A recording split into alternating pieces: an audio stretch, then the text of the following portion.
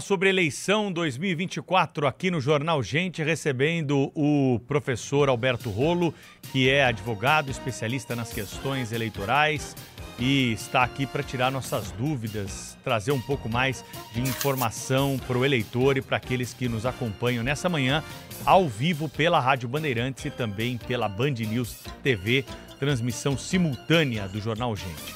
Professor Alberto Rolo, temos aí uma grande quantidade de brasileiros para irem às urnas, 156 mil eleitores, 150 milhões de eleitores, 5.569 cidades onde haverá escolha dos candidatos a vereador e também dos candidatos a prefeito. Tá certo isso? O modelo brasileiro é correto em separar a eleição municipal da eleição estadual e da eleição federal? Isso é correto? Segue uma tendência do mundo? Faz parte da tradição brasileira? Precisa de algum aprimoramento? Bom dia para o senhor, essa é a minha primeira pergunta. Bom dia, Pedro. Eu vejo a Thaís, o Cláudio Humberto, a Sônia Blota, todos os amigos da Rádio Bandeirantes, da Band News.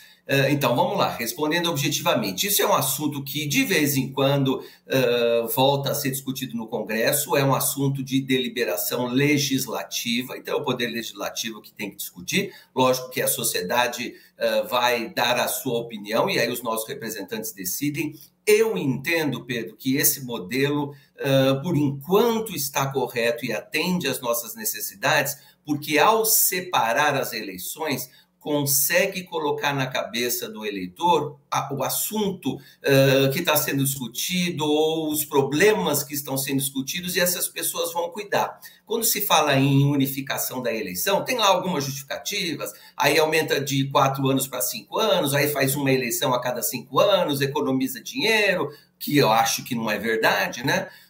Mas você, de alguma maneira, causa uma confusão na cabeça do eleitor. Como é que o eleitor vai votar para vereador, como é agora, preocupado com buraco na sua rua, com transporte coletivo, com vaga na creche do seu município e, ao mesmo tempo, pensar na macroeconomia, na inflação, no desemprego, portanto, pensar no presidente da República, quem é que ele vai colocar como ministro da Fazenda e assim por diante. Então, eu acho que essa separação, esse modelo que a gente tem de eleição em 2 anos facilita a concentração do eleitor naquilo que está sendo discutido agora. Só para terminar esse raciocínio, Pedro, por exemplo, quando a gente viu esses debates que foram feitos, ninguém está falando lá de macroeconomia, né? Quando fala de emprego regional. Então, por quê? Porque dá para separar os assuntos. Se você faz a eleição toda junta para todos os cargos, eu acho que acaba bagunçando a cabeça do eleitor. Portanto, ainda eu acho que o modelo atende às nossas necessidades. Doutor Alberto Rolo, muito bom dia, bem-vindo aqui ao nosso programa. Só queria pontuar que haveria uma economia, no mínimo, doutor Alberto Rolo, dos 10 bilhões de reais que significam 2 campanhas eleitorais pagas com o dinheiro do cidadão, né? Eles tiram dinheiro do nosso bolso para financiar suas próprias campanhas.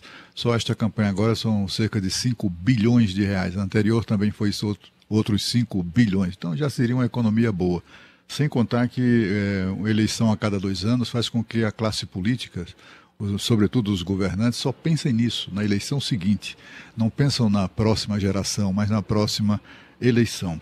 Mas o que eu queria do senhor é uma apreciação sobre um tema que trouxemos aqui estes dias, que é essa lei que proíbe, né, ou que veda a prisão de eleitores a partir de um determinado momento, né, como está em vigor agora nesse instante. Ninguém pode ser preso, a não ser em flagrante, delito, etc. e tal. Uma lei que muita gente considera anacrônica, porque afinal de contas não faz o menor sentido isso, né? Por quê? Talvez tenha feito sentido lá atrás, né, décadas atrás, quando inventaram isso, porque, afinal de contas, lá no Brasil profundo, né, os coronéis usavam a prisão de eleitores para impedir que votassem nos seus adversários, coisas do gênero. Qual a avaliação que o senhor faz disso? O senhor acha que é necessária a preservação desse dispositivo legal tão estranho?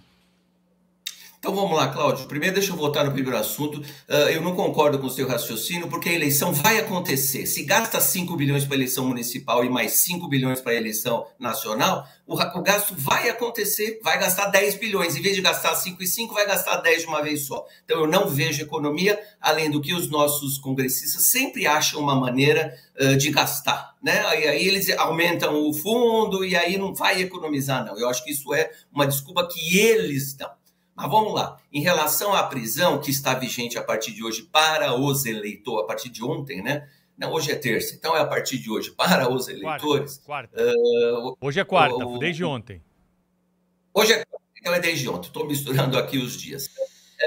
Essa proibição, Cláudio Humberto, vem lá do Código de 65. Então, servia para aquele momento, servia para a realidade brasileira, para a história brasileira daquele momento, quando a gente tinha aí os famosos currais eleitorais e coronéis, que são expressões feias que a gente usa hoje, mas naquela época fazia sentido.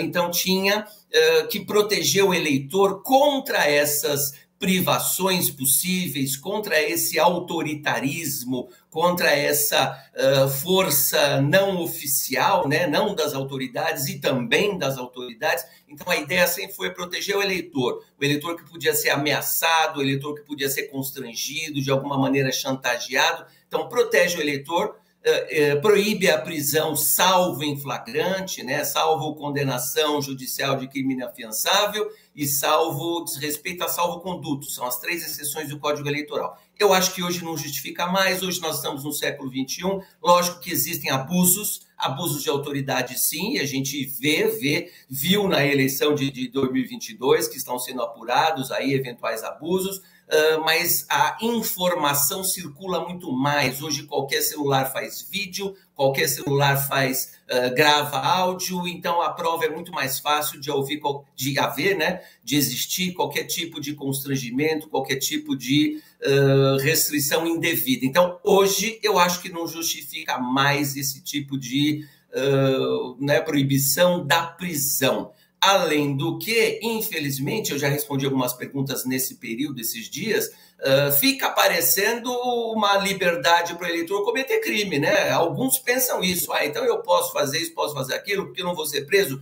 Evidente que não. Então eu acho que isso é alguma coisa retrógrada do Código Eleitoral de 1965, que não precisaria mais acontecer. Mas para mudar, o Congresso tem que trabalhar, né? Doutor Alberto, um prazer estar com o senhor aqui. Só estou lembrando aqui, aproveitando a ocasião para lembrar aos eleitores brasileiros que moram no exterior que é preciso justificar o voto. Embora a gente não possa votar para prefeito, a gente precisa justificar nos respectivos consulados, né, doutor Alberto? E voltando a esse assunto que a gente está, esse é um tema que está mexendo muito com a nossa audiência, sabe, doutor Alberto? Essa questão de você não poder ser preso determinadas horas antes do pleito eleitoral. O senhor mesmo falou que é uma lei de 1965, tem 59 anos, quer dizer, algo retrógrado que precisa mudar e os congressistas precisam trabalhar para isso. Mas de que forma teria que ser dada essa mudança? Junto com algumas outras, o que o senhor vê mais que poderia ser atualizada nessa lei para que, enfim, estamos quase em 2025, para que a gente se atualize à realidade no nosso país, que hoje é um país violento, que o crime organizado pinta e borda por aí, né? O que o senhor acha que tem que mudar? Então, vamos lá, Sônia, vamos falar da justificativa primeiro, que é o assunto que você tocou. Quem estiver fora do Brasil pode justificar sem problema nenhum quando retornar ao Brasil em até 30 dias depois que retorna. Então, chegando aqui no Brasil, de volta da sua viagem, eu posso justificar em até 30 dias com a entrada, né, do passaporte, com cópia da passagem, não tem problema nenhum, regulariza a situação, é muito fácil fazer isso. Em relação à mudança da lei, como a gente falou, é uma lei retrógrada, 65, Sônia, é o que você falou, 59 anos. É fácil, revoga, não precisa nem fazer uma nova lei falando de prisão na época da eleição, porque a gente já tem normas suficientes, revoga. E aí quem fizer coisa errada vai ser preso em flagrante. A gente já tem toda a nossa sistemática de prisão em flagrante prevista no Código Penal. É o suficiente. Quem fizer coisa errada vai ser preso em flagrante. Se tiver lá uma decisão judicial transitada em julgado e o sujeito ainda não foi capturado, a polícia ainda não conseguiu pegar para que ele ele cumpra, né, a pena a qual ele foi condenado com o trânsito em julgado, isso vai acontecer porque a gente já tem leis, já tem um sistema legal que prevê isso. Então não precisa mais dessa proteção. Se alguém for vítima lá no Rincão, o Pedro lembrou 5.500 e tantos municípios, lá no Rincão for vítima de alguma, e você falou, Sônia, do crime organizado, algum tipo de chantagem, algum tipo de ameaça, aí não precisa ser no Rincão, é aqui em São Paulo, na grande cidade, ou é no Rio de Janeiro, em qualquer grande cidade do Brasil, essa pessoa vai denunciar, essa pessoa vai ter como, de alguma maneira, se defender, de procurar autoridade. Então, eu acho que aquele sistema que a gente tem hoje é suficiente. Então, para que não exista esse, entre aspas, essa liberdade para cometer crime, que eu sei que tem gente que pensa assim, infelizmente, Sônia, você fala que é preocupação da grande audiência, eu sei porque eu respondi isso muitas vezes esses dias, é só revoga esse dispositivo e pronto, a gente já tem o suficiente no nosso sistema para punir quem faz coisa errada todos os dias. Semana passada, o mês passado e um mês depois da eleição a gente já tem, então não precisa 5 dias antes e 2 dias depois. Isso realmente não faz mais sentido hoje. A gente está conversando com o advogado Alberto Rolo, especializado em direito eleitoral. E eu me lembro, doutor Rolo, que no começo do ano nós conversamos com o senhor sobre regras para a eleição 2024 e o senhor pontuava sobre uma mudança na regulamentação da possibilidade que sempre existiu de que a eleição seja usada para que o eleitor seja perguntado a respeito de outras coisas, que não apenas quem é o seu prefeito, quem é o seu vereador, quem é o candidato que você escolhe. Isso aconteceu? Aumentou o número de cidades usando já a estrutura pública que é montada no domingo de eleição para perguntar diretamente ao eleitor as coisas sobre a administração da cidade? Você quer isso? Você quer aquilo? Você é a favor de tal mudança? Ou basicamente o mundo político ignora essa possibilidade de consulta direta? Olha que boa sua pergunta, Thaís, que bonito. Isso a gente chama de democracia direta. Não é? A democracia não é feita pelos cidadãos, pelos eleitores. Essa é a democracia mais direta, além de votar, além de escolher, é decidir eu quero isso, eu não quero aquilo. Então, a gente tem esse sistema, a nossa Constituição permite, vem aumentando, vamos falar no gerúndio, vem aumentando os casos onde isso é feito, mas ainda são, eu diria que, menos importantes, não quero agredir nenhum município, mas sobre a adoção de uma bandeira nova, né, a mudança da bandeira, que às vezes é um pouco mais antiga, ou a adoção de um hino municipal, isso tem sido perguntado, separação de bairros, né, isso também, se a população daquele local quer separar e criação de um novo município ou não, isso tem sido feito em alguns municípios, sim. A gente tem aproveitado a eleição para perguntar isso para o eleitor, sim, mas com uma quantidade ainda muito pouca. Dá para melhorar e dá para decidir questões importantes. Plebiscito, referendo, é isso que a gente está falando, dá para fazer de forma mais importante, mais relevante, questões bem significativas para a sociedade, dá para fazer em nível nacional, mesma pergunta no Brasil inteiro, não precisa fazer regional. Dá para fazer, eu me lembro que um último grande que foi feito foi a divisão do estado do Pará.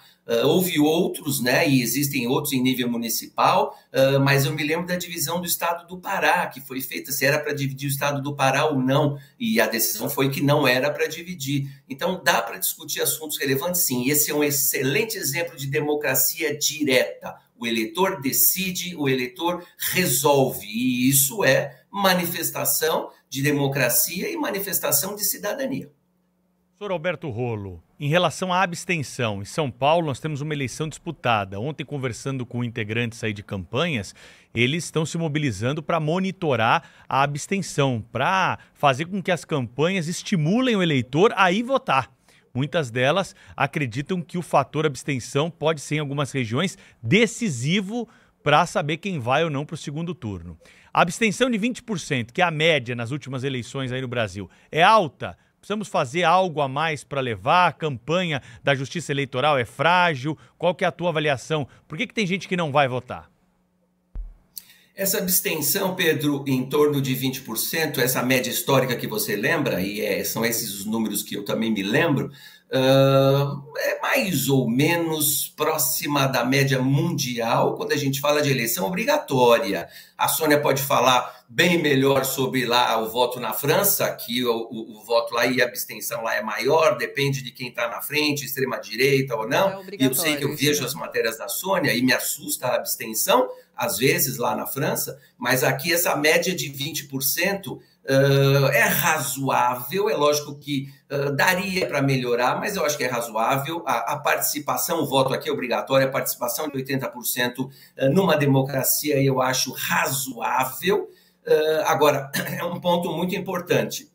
É a nossa mentalidade aqui no Brasil. Eu fui procurar, Pedro, porque eu sei que muita gente vai me perguntar isso esses dias, qual é a multa que o eleitor paga. Primeiro, pode justificar, é fácil, justifica no e-título. Aliás, abrindo parênteses, vamos baixar o e-título agora, que domingo não dá para baixar. Baixa o e-título e quem já tem, como eu, tem que atualizar. Eu atualizei o meu e-título ontem. Então dá para justificar muito fácil. Se não conseguir justificar no dia fora do domicílio eleitoral, que você não justifica na mesma cidade, pode justificar, tem até 60 dias para justificar depois de cada turno, então se regulariza ou regulariza a sua situação na Justiça Eleitoral, é muito simples, é muito fácil, mas se não fizer nada disso, Pedro, para evitar o cancelamento do título, que aí depois não tira passaporte, depois não pode prestar concurso público, né, uma série de restrições, vai pagar uma multa de R$ 3,51, Pedro. Isso não é nada. Então tem gente que pensa assim, eu justifico depois, se não justificar eu pago a multa de R$ 3,50. E outra coisa, pode pagar multa no próprio e-título, né? Quer dizer, não precisa nem ir no banco, emitir guia, nada. É tudo facilitado. Então, isso também é um estímulo para essa abstenção. Acorda no domingo, está um dia bonito, em vez de voltar, acaba indo para a praia ou indo para o sítio, sei lá o quê, vai passear. Esse é um problema, talvez a gente precisasse aumentar um pouquinho esse valor dessa multa para desestimular essa abstenção, ou pelo menos ficar em torno desses 20%, não aumentar muito. E, principalmente, a gente não pode deixar de dizer, um desestímulo com a política. O eleitor também pensa, para que eu vou votar nesses candidatos que estão aí? Ninguém faz nada, ninguém apresenta proposta, só ficam se xingando, se agredindo, então eu prefiro não votar. Esse desestímulo grande também acontece. E como é que a gente faz para mudar isso? Lógico, lição de cidadania, mostrar a importância e o interesse do eleitor e, de alguma maneira, melhorar a qualidade dos nossos candidatos, né? Doutor Rolo, eu queria saber o seguinte, o senhor parece um crítico aí do Poder Legislativo, mas não menciona, por exemplo, a omissão do Tribunal Superior Eleitoral em relação até a atualização da lei sobre proibição de prisão de eleitores, etc. e tal. O TSE tem se apropriado, né, das prerrogativas do Poder Legislativo para impor novas regras, alterar regras através de resoluções com força de lei. E, aliás, só um parênteses, né? Eleição a cada 2 anos serve até para justificar a existência da própria Justiça Eleitoral, esse ramo jabuticaba da justiça no Brasil e tudo que gravita em torno da Justiça Eleitoral, esse sistema aí que gravita em torno da Justiça Eleitoral. Por que o senhor acha que o TSE não, que já tratou de tantos assuntos, já legislou, entre aspas, sobre tantos temas eleitorais e ignora coisas tão óbvias como essa, por exemplo, da lei que prevê a proibição de prisão de eleitores a partir de alguns dias antes da eleição? Cláudio, quando você fala que legisla, e é isso mesmo, entre aspas, né? Legisla, o TSE faz resoluções, isso está lá no Código Eleitoral, mesmo o Código Eleitoral de 1965 diz que o TSE pode fazer resoluções e faz. Antes fazia para cada eleição, agora tem procurado fazer. As resoluções vigentes hoje são de 2019, com as atualizações que foram feitas no começo desse ano, 2024, mas a ideia é que elas sejam mais perenes ou mais duradouras, pelo menos para estabilizar a jurisprudência, mas o TSE tem essa limitação, ele faz as resoluções para as eleições, e esse ponto específico que a gente então concorda que é retrógrado, né, da proibição da prisão, e a gente está falando da proibição da prisão dos eleitores, mas 15 dias já passou, né, dos candidatos também, já está vigente há mais tempo. Isso tem que ser mudado por legislação, não adianta, é o artigo 2, acho que é 236 do Código Eleitoral, E aí tem que mudar o Código Eleitoral, tem que mudar a lei, ou tem que revogar, como foi a minha sugestão, revogar esse dispositivo. E aí o TSE não pode agir. Pode agir fazendo pressão. É lógico que a ministra Carmen Lúcia e antes o ministro Alexandre de Moraes, vulgo Xandão, pode ir lá e pressionar. Falar, ô Congresso, vamos trabalhar, porque precisa mudar esse ponto, precisa atualizar essa legislação. E quando eu falo do Congresso, Cláudio Humberto, é isso, é que às vezes me parece, eu fico com a impressão, enquanto cidadão, enquanto eleitor, enquanto advogado, militante que atua no direito, no processo, todos os dias, é que o Congresso às vezes se preocupa com outras questões e deixa essas questões de lado, ou vai se preocupar com isso nesse momento. É lógico que nesse momento a gente está falando da proibição da prisão 5 dias antes, 2 dias depois, então é o assunto de hoje, é o assunto desses dias.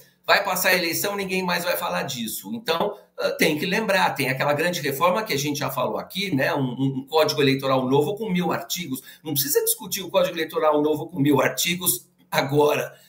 Discute o ano que vem. O ano que vem não tem eleição, vamos discutir um novo Código Eleitoral. Então, é nesse sentido que eu cobro o Poder Legislativo, sim. Tem que trabalhar e o TSE e o STF podem cobrar, sim, que o Congresso também trabalhe. Vão trabalhar, né, o Poder Judiciário dentro das suas limitações, o TSE fazendo resoluções, e eu critico algumas resoluções, por exemplo, em 2022, mudar os prazos aí na última semana do segundo turno, eram 12 horas, passaram para 6 e assim por diante. Eu acho que é um ativismo desnecessário, depois a gente fala se justificou ou não naquele momento, mas é um excesso de protagonismo, sim. Por quê? Porque o Poder Legislativo não está trabalhando nessas coisas. Tem muita coisa para fazer, o Brasil é muito grande. Para isso, eles são lá 513 deputados e 81 senadores e a gente paga, como você lembrou, é dinheiro público. Então, eles têm que trabalhar melhor, sim.